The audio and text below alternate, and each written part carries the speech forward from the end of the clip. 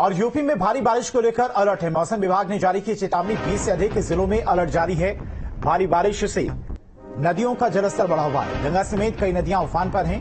नदी के किनारे रहने वाले लोगों की मुश्किलें बढ़ी हैं। हर स्थिति पर आपदा राहत टीम की नजर बनी हुई है। तो मौसम विभाग की तरफ से भारी बारिश को लेकर एक बार फिर अलर्ट जारी किया गया है। 20 से अधिक जिलों में बारिश और भारी बारिश देखने को मिल सकती है। बारिश से नदियों का जलस्तर पहले से ही बढ़ा है। कई इलाके जलमग्न हैं और भारी बारिश होने के बाद स्थितियां और चुनौतीपूर्ण लोगों के लिए हो जाएंगी। गंगा समेत कई नदियां इस वक्त तूफान पर हैं। नदियों के किनारे रहने वाले लोगों की मुश्किलें लगातार बढ़ती हुई। हर स्थिति पर फिलहाल आपदा राहत की टीम नजर बनाए हुए।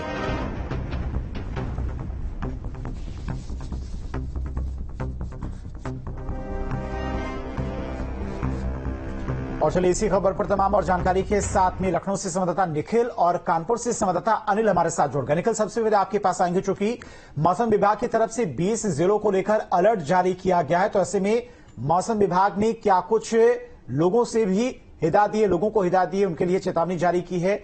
और जिस तरह से नदियों का जलस्तर बढ़ रहा है लगातार, भारी बारिश के बाद नदियों का जलस्तर और बढ़ेगा और मुश्किलें बढ़ेंगी लोगों की।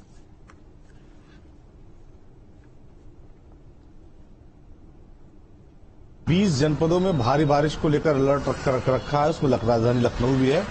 और खास करके अगर हम बात करें तो ऐसे इलाके जो नदियों के किनारे, खास करके बड़ी नदियों के किनारे हैं, चाहे वो गंगा की बात करिए, यमुना की बात करिए या नेपाल बॉर्डर के आसपास जो भी नदियां हैं उनकी बात करिए, तो ऐसे इलाकों में जो है पहले से ही जलभराव की स्थिति है। पहले से बहुत सारे इलाकों में बाढ़ है और ऐसे में मौसम विभाग ने अनुमान लगाया है कि आने वाले कुछ दिनों तक उत्तर प्रदेश के 20 जनपदों में भारी बारिश होगी। लिहाजा ये माना जा रहा है कि इन इलाकों में भी हालात बिगड़ सकते हैं।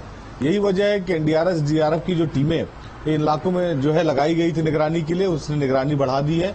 पिछले कुछ दिनों से अगर हम बात करें तो राजधानी लखनऊ उत्तर प्रदेश के तमाम जनपदों में जो है वो लगातार बारिश हो रही है। इस बारिश की वजह से कई ऐसे जो है नदियां हैं जिनका जलस्तर बढ़ा हुआ है, चाहे वो गंगा की बात करिए, यमुना की बात करिए या गंडक नदी की बात करिए।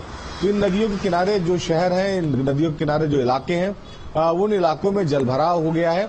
बहुत सारे ऐसे इलाके हैं जो पहले से ही जहां जलभराव हो गया है। और मौसम विभाग ने जिस तरह का अनुमान लगाया है, तो एनडीआरएफ एसडीआरएफ की टीम ने इस तरह का अनुमान लगाया है कि आने वाली बारिश, जो भारी बारिश होगी, उससे भी इन इलाकों में और जलभराव होगा। लिहाजा चौकसी बरती जा रही है और जो भी इस प्रभावित लोग होंगे उनको किस तरह से बेहतर सुविधाएं पहुंचाई जाए, इसको लेकर मंथन भी चल रहा है। जी बिल्कुल निखिल, आएंगे आपके पास।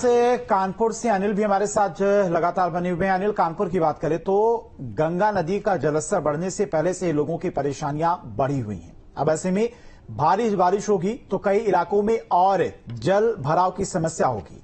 क्या कुछ अलर्ट, लोगों को क्या कुछ हिदायत दी गई है?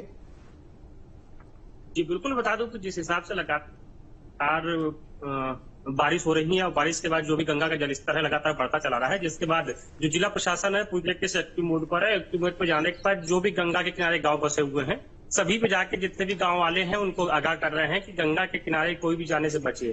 साथ ही जितनी भी बाढ़ के सटे हुए जितने भी गांव हैं, उसके आसपास बाढ़ चौकियां बनाई गई है और उस पर नजर बनाई जा रही है कि जो गंगा का जलस्तर है कितना बढ़ रहा है और क्या स्थिति दिख रही है। आपको बता दें कि जो नरौरा है और हरिद्वार से जो भी पानी आ रहा है, उसके बाद जो पानी इधर कानपुर तरफ आ रहा है, तो जो बाढ़ की स्थिति है लगातार बढ़ रही है। कानपुर का जो गंगा बैराज है उसके 30 गेट है, 30 के 30 गेट खोल दिए गए हैं, जिसकी वजह से जाहिर सी बात है कि जो गंगा के जो आसपास के गांव है वहां की जो पानी की स्थिति है, जो बाढ़ की स्थिति है, लगातार बढ़ती चली जा रही है। तो कहीं ना कहीं जिस हिसाब से लगातार पानी बढ़ रहा है, तो पानी बढ़ने के साथ जो आम आदमी है गाँव के गंगा किनारे रहने वाला है, उनकी समस्याएं भी बढ़ रही है। हालांकि जिला प्रशासन ने पहले से ही सबको एक्टिव कर रखा है। एक्टिव होने के बाद ये भी हिदायत दी है कि अगर पानी बढ़ता है तो लोग अपने घर को छोड़ दें अगर बाढ़ आ रही है। और पिछली बार जब बाढ़ आई थी तो बाढ़ में आने के बाद जो भी लोग गांव के थे, गांव के लोगों को गांव से निकाला गया था और हाईवे पे या सड़कों पर उनको कैंप बनाया गया था, कैंप बना के उनको उससे बसाया गया था। तो कहीं ना कहीं जो गाँव में इस टाइम जो बाढ़ की स्थिति है उतनी नहीं है, लेकिन उम्मीद जताई जा रही है कि आने वाले समय में हो सकता है कि बाढ़ की स्थिति बढ़े।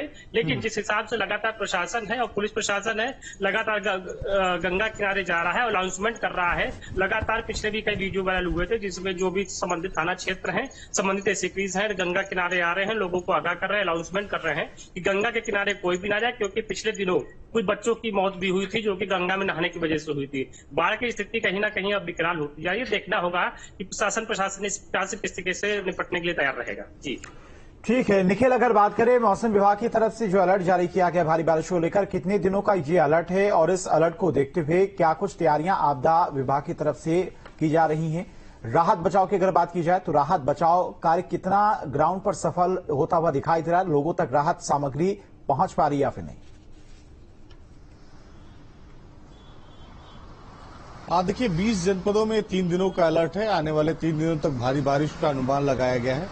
उसमें से राजधानी लखनऊ और आसपास के जनपद भी हैं। जहां तक बात राहत और बचाव कार्य की, आपदा प्रबंधन की बात है, कुछ दिनों पहले मुख्यमंत्री योगी आदित्यनाथ ने भी जो ऐसे इलाके जहां पर बाढ़ प्रभावित इलाके हैं वहां का हवाई दौरा किया था। कई जगहों पर उतरे भी थे, रुके भी थे और वहां पर उन्होंने राहत सामग्री वितरित की थी और अधिकारियों से इस बात की समीक्षा की थी कि राहत बचाव कार्य किस तरह से चल रहा है। तो उत्तर प्रदेश सरकार की तरफ से इस बात को लेकर साफ निर्देश है कि किसी भी स्थिति में ऐसे इलाके जो बाढ़ प्रभावित हैं उन इलाकों में लोगों को वहां से विस्थापित किया जाए।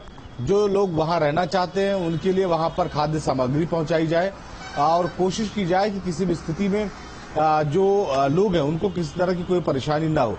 इसके साथ ही मेडिकल कैंप भी लगाए गए उन इलाकों में जहां पर बाढ़ प्रभावित इलाके हैं, ताकि किसी को स्वास्थ्य संबंधी कोई समस्या हो तो जल्द से जल्द उसका निदान मिल सके। तो लगातार सरकार की तरफ से निगरानी बरती जा रही है। मुख्यमंत्री ने खुद तमाम जनपदों का हवाई सर्वेक्षण किया था और वो लगातार अधिकारियों की समीक्षा कर रहे हैं। तो ऐसे में अगर हम बात करें तो राहत एवं बचाव कार्य के लिए लगातार जो सरकार की निगरानी है वो बनी हुई है।